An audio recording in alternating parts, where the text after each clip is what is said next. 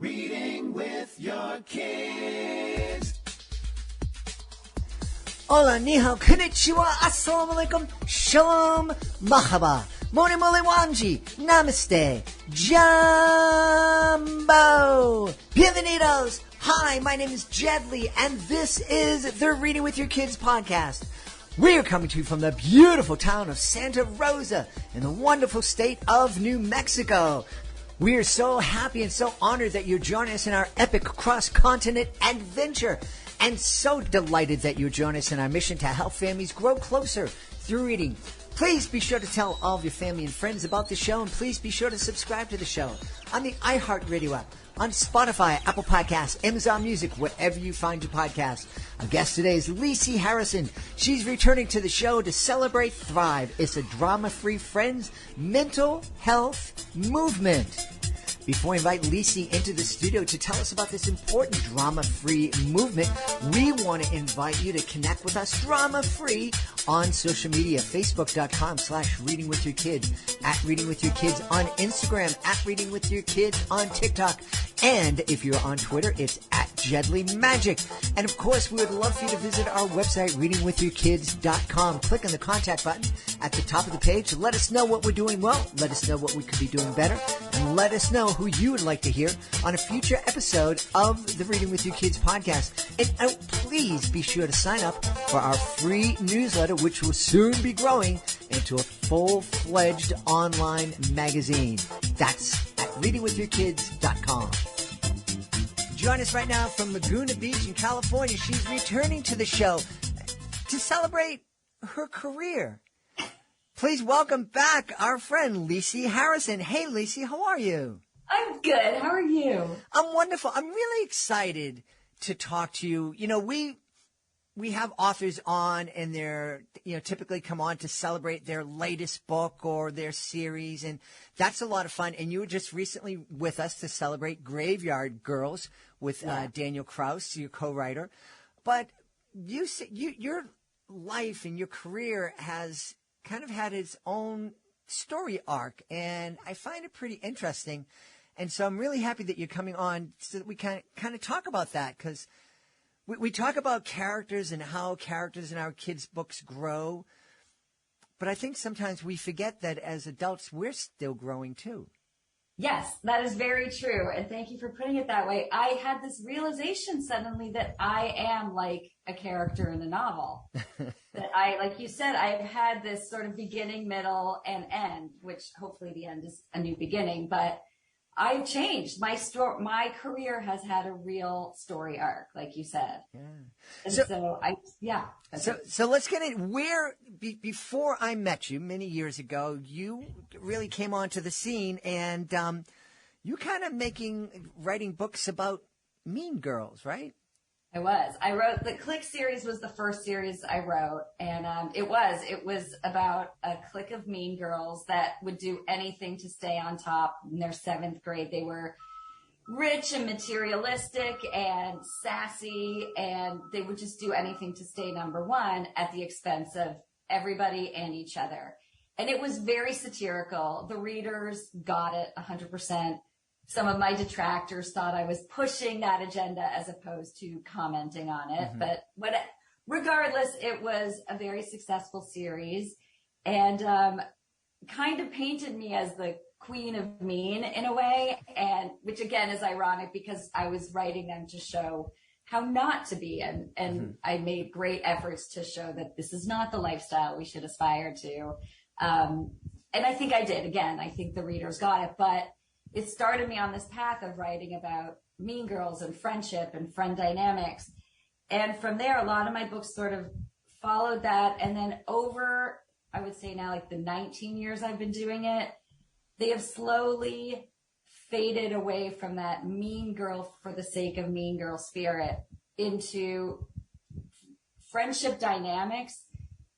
And the friends I write about now, they're jockeying to stay together. They want to have each other's backs instead of stab each other's backs. And it's really the outside influences of middle school life, parents, that is giving them the drama as opposed to the infighting that I started with.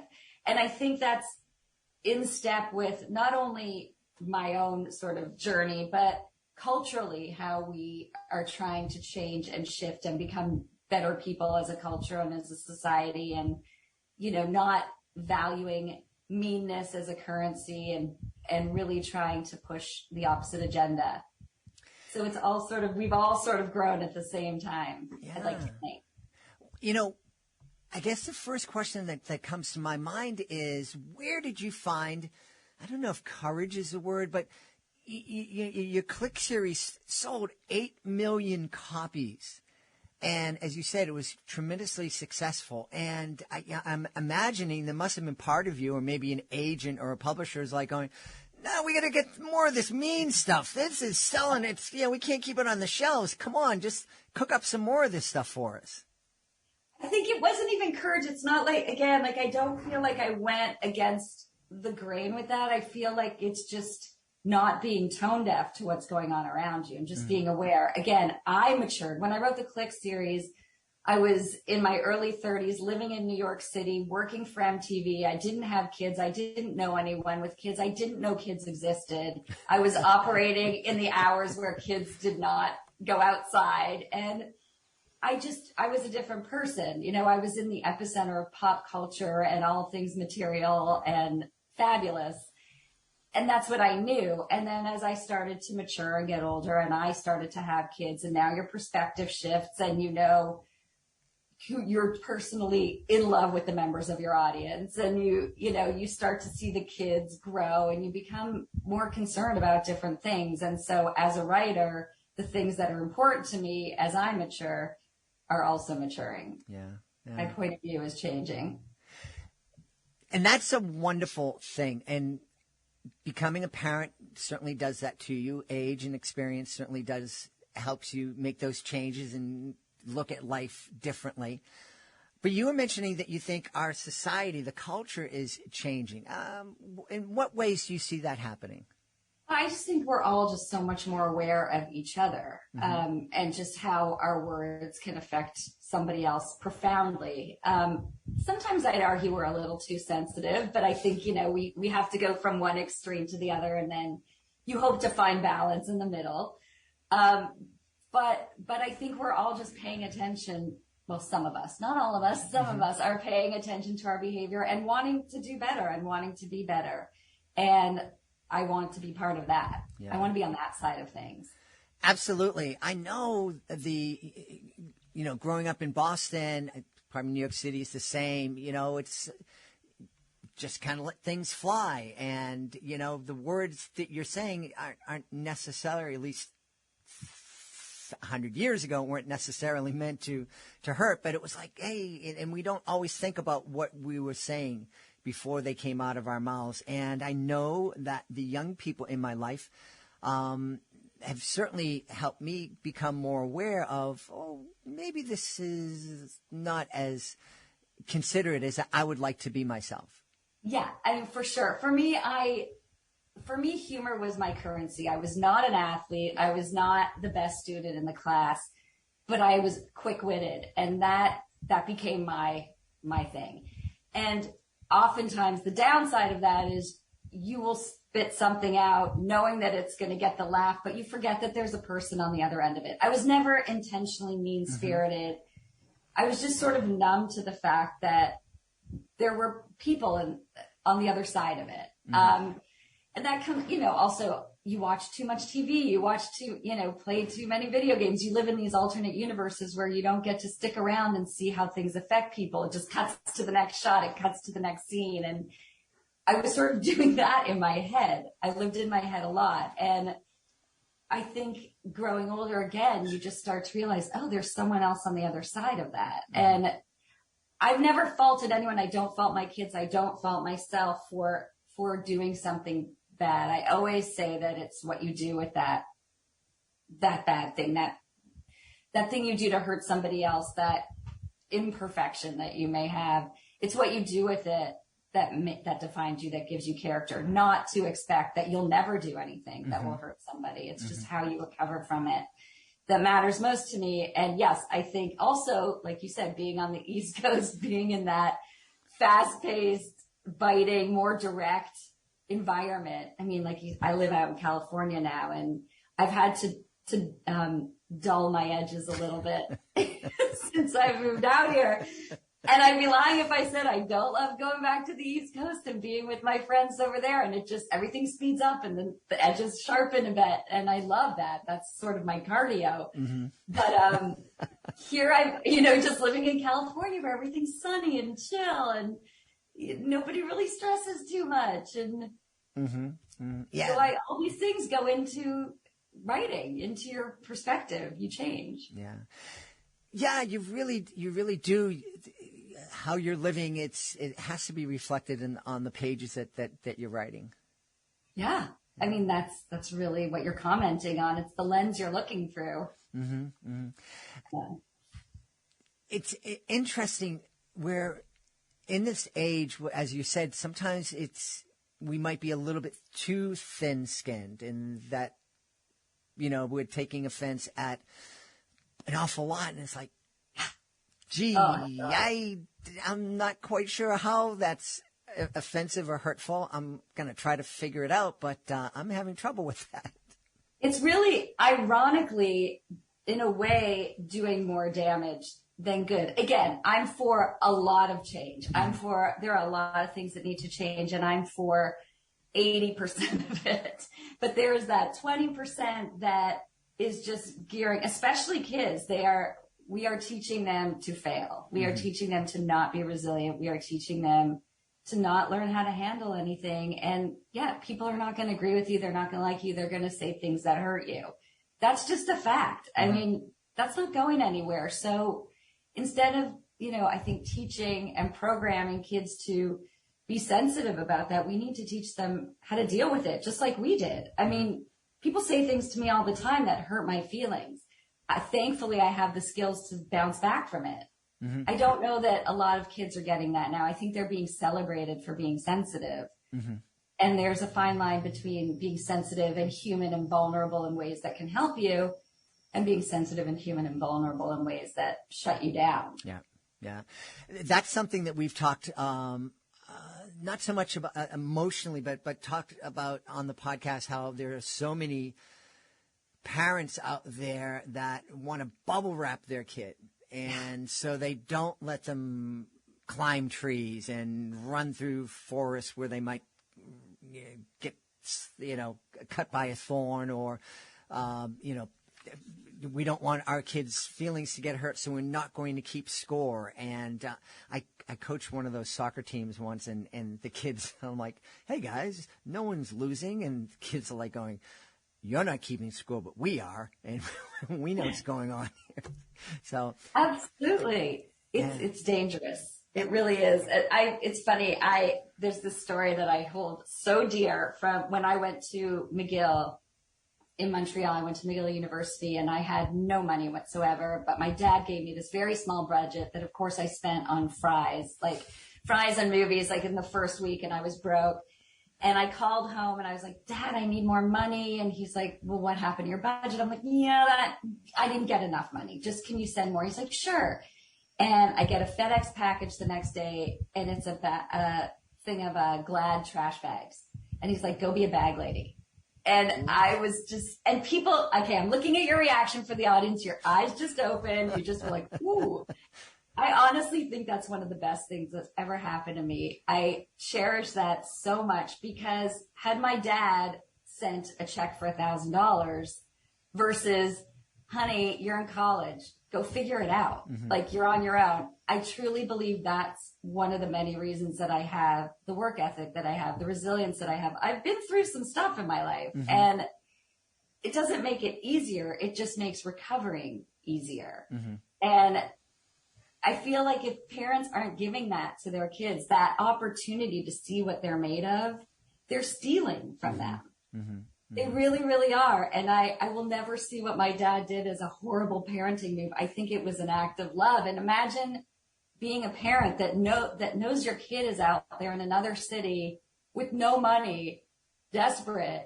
And you're like, yeah, good luck out there. Yeah. That's, as a parent, I know this, I am a parent. It's one of the hardest things to do. That tough love, it really is harder on you than it is on the kid, for sure. Yeah. And to me, it was like that moment in the movie where like I had to double down. It was like my middle of act 2. I had to double down and like figure it out. And I did. Mm-hmm. And so how great do I feel about myself? Yeah. As opposed to like daddy sent me a check Mm-hmm. and I bought more fries and went to more movies. And needed more money at the end of the month. Right. Exactly. We need more of that. I think one of the things that I help my daughter learn that I'm most proud of is that when she's in a situation that's not ideal and she's struggling, she's able to step back and say, "This is going to make a great story someday." Absolutely. Kind of sucks right now, but it's going to make it. We're going to be able to, and I'm going to embellish it, and it's going to be bigger, and it's going to be worse. Yeah. But I'm going to get through this, and it's going to be a good story.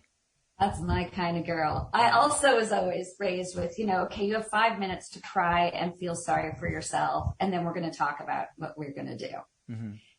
And I think being raised in that environment was the biggest gift I ever got. I mean, there was a tremendous amount of love. I always felt secure. I always knew that, I would never completely be left to the wolves, but I also knew that they trusted me. It was really a vote of confidence for me to say, you know what, we know you're down and out, but we also trust that you're smart enough to figure it out.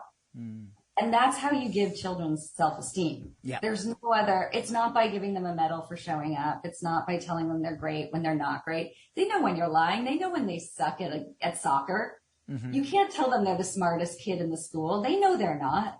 You can't tell them they're the most beautiful person. They're not. Yeah. And they know you're lying. And so that really creates this insecurity that goes deeper than knowing you're not the smartest person. Right. Yeah. I think I love what you said, because when we're sitting there and we're telling our kids, "Oh, you're so bright. Oh, you're so special. Oh, you're so gifted, and you can do this." And meanwhile, they're sitting there thinking, "Oh, I'm really not a good soccer player. I'm really not, going to be a scholar in college. I'm not going to become a rocket scientist."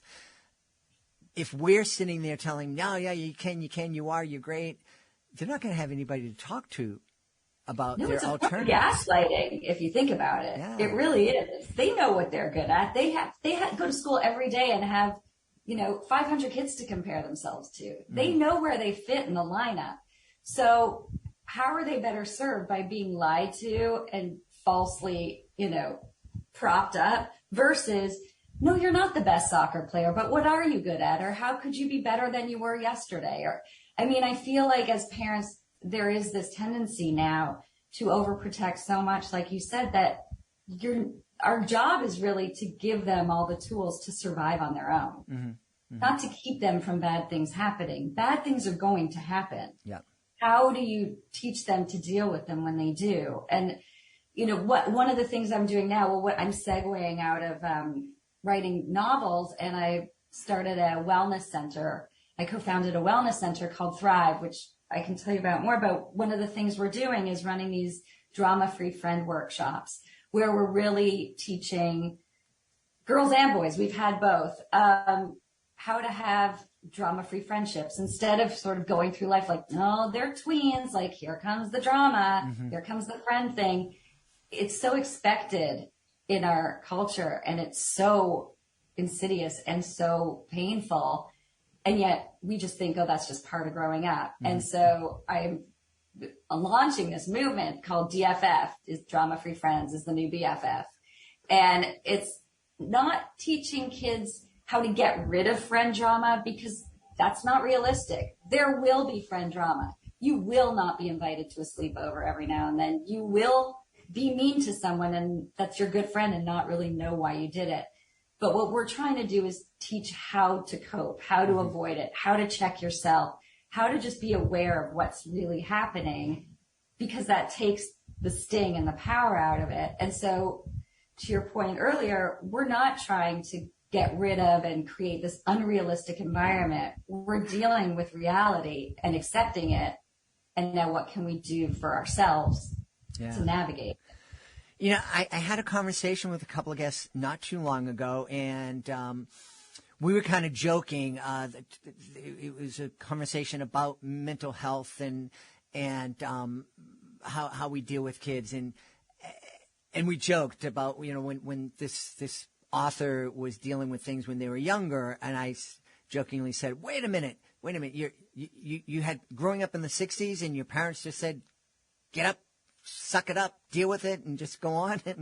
And so, yeah, that's the way people used to do it, and we laughed about it. And then I said, so what's the solution now? How are we going to help kids? And they said, well, we have to give kids the opportunity and the tools to get up and stand up and move on with their life. And I'm like, kind of like our parents did, but in a mean way. And it's like, yeah, and it's like, but I appreciate that, because it's like, we do have to do it like your dad did. Like, here, figure it out. You're going to be hungry, no fries for you. But we also have to give, do it a little, my dad threw me into the deep end of the pool to learn how to swim. And thankfully I figured it out. I'm not sure I didn't do that with my kids, right. But it was kind of close to that. I gave them a way to get out there and experience and take risks. And I think there's a middle ground where we can. That's exactly what I was going to say. It's what we were saying before, that there's one extreme and you sometimes go to the other extreme to find the middle. And I think what we need to be doing now is that middle, which is, you want to teach the independence. You want to sort of, I'll say tough love because I'm too lazy to think of something else right now, but you want to fill in the gaps. So there's space between, I'm going to throw you in the pool and hope you survive. And there's space between, I'm going to send you trash bags and pray that you figure something out. I think for me, the perfect way is right in the middle. Like, I'm not going to bail you out. I am going to teach you how to swim, whether you want to or not. I am going to teach you how to survive in a city, but I'm going to teach you. Mm-hmm. I think that part was missing from the 60s. Mm-hmm. And I think I'm going to teach you how to survive is missing a lot from now. I think I'm going to do the surviving for you, which is a crime in my opinion. Mm-hmm. And the throwing you in a pool is a crime. I think we have to find the middle ground, and let's put our energy towards that. It takes a lot of energy to make sure your kid never gets hurt or is sad or is a loser in a game, or we could be using that energy for more productive things. Yeah, like teaching them how to get up. Exactly. Yeah. So how does Drama-Free Friends work? You said this is a movement. Is this something that's located just in Laguna Beach, or is it something that you hope is going to spread? I hope it spreads. Right now, it's one of the workshops that we offer at Thrive. So Thrive, we are taking a creative approach to therapy. So I've partnered with a licensed therapist. So there is, traditional therapy, but we also do workshops. We teach after school programs. We do presentations. We do support groups for parents, teens, and tweens. And so what we're trying to do is all the mental health, all the wellness, but fun. I mean, we really want a place where kids want to go. Mm-hmm. Sort of the spoonful of sugar, a lot of medicine hidden underneath. Spoonful of, sugar. Yes, nailed it. And we just want them to say, oh, yay, I'm going to Thrive today, as opposed to like, my therapy appointment. Like, I don't want to go, Mm-hmm. Mm-hmm. And so we're treating it like a little bit of summer camp, a little bit of, they're learning the lessons, but it's dynamic. There's art therapy, and it's never really treated as therapy. There's glitter ceremonies, and there's pledges, and there is art therapy, and there's acting out different scenarios, and then acting out the solutions, and they're baking, and they're doing all sorts of things. But each activity is actually teaching them a different coping mechanism and a different skill. I mean, we start the session off. It's been incredibly powerful. We have a long sheet on the ground, and each kid has a can of paint and a paintbrush, and it's just fling it if you feel it. We say a sentence. If you feel it, you fling the paint onto the canvas. And to watch these kids, the emotion with which they fling, it's like fling it if you've ever, found out you weren't invited to a sleepover by looking on social media. And those arms, I swear to you, they're going to get carpal tunnel from how hard they are flinging that paint. And you can't help but well up with tears when you see just how much they're going through and what's inside of them, that kind of power that they have when they're flinging. And it's just, that's sort of how we open it. So it's getting to the root of it, but not in a, let's just sit around in a circle and talk, because kids don't have that kind of attention span.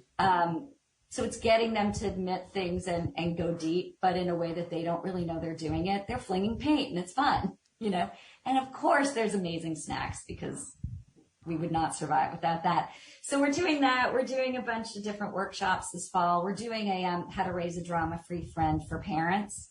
So we're teaching them what to do when their child comes to them in the middle of friend drama.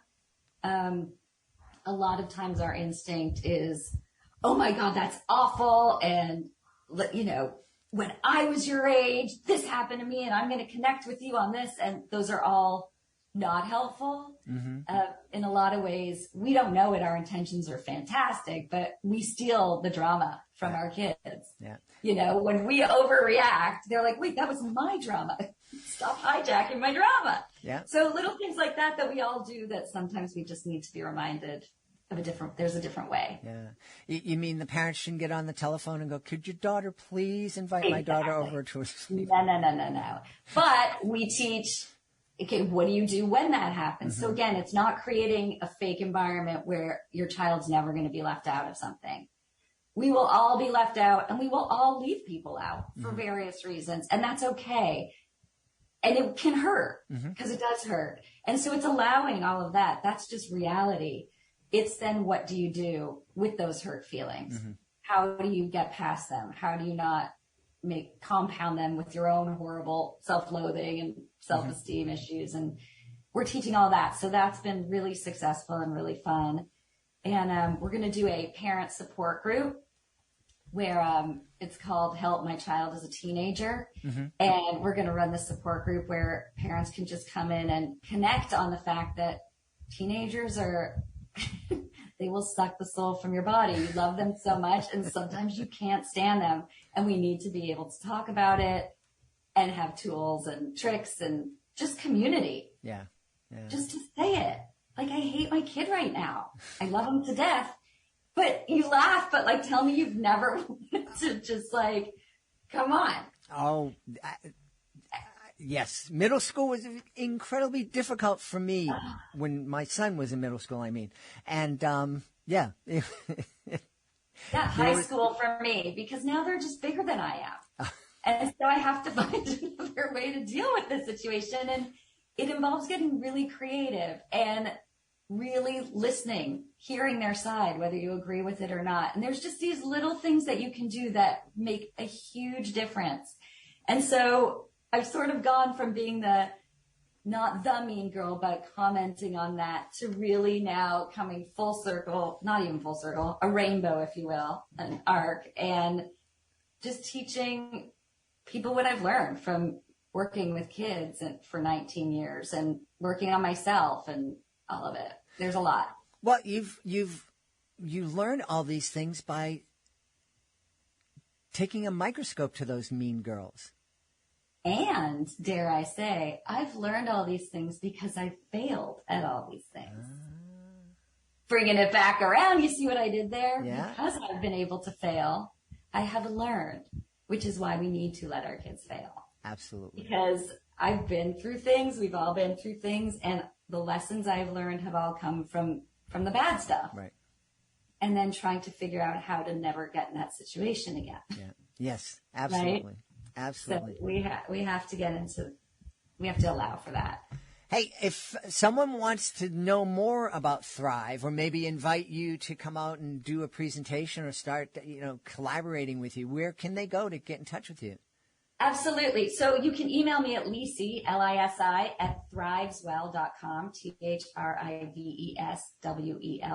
Lisi at ThrivesWell.com. That's probably the fastest way. And so, yes, to your question before, we're starting, the workshops are in Laguna Beach, but we will do custom workshops for people. We will do presentations, speaking engagements, consultations, that kind of thing. And we're figuring out how to extend beyond Laguna Beach, but at the very least, we can offer those things.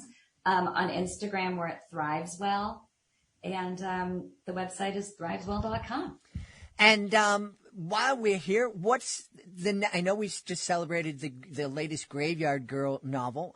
Is there another novel coming from you soon? Right now, I'm all Graveyard Girls all the time. It's a 5-book series, so we're wrapping up the second one right now out of 5. So I'll just be doing those and then working on Thrive. Awesome. Well, we really are celebrating this new chapter in your life, and we hope that you thrive in it. And we know that you're going to help a lot of kids thrive and families grow closer together. Thank you. Lisi Harrison has been here telling us about Thrive, telling us about her journey, and it's been a lot of fun. Lisi, thanks for being with us. Thank you, and thank you so much for your support. I really appreciate it. Please be sure to join us for the next episode of the Reading with Your Kids podcast. Our guest will be Sean Peters. He'll be here to celebrate the unforgettable Logan Foster. It's his debut middle grade novel. Hey, I want to thank the folks who made today's show so wonderful. Of course, I'm going to start by thanking our guest, Lisi Harrison. Please be sure to check out her Thrive Drama-Free Friends mental health movement. Also want to thank my team, Fatima Khan, Rory Grady, Mirabella Q. I want to thank my beautiful wife for all the support she gives me. Most of all, we all want to thank you. Thank you so much for taking the time to join us today. And as always, thank you so very much for taking the time to make the world a better place by reading with your kids. I'll be looking for you in the next edition of the Reading with Your Kids podcast.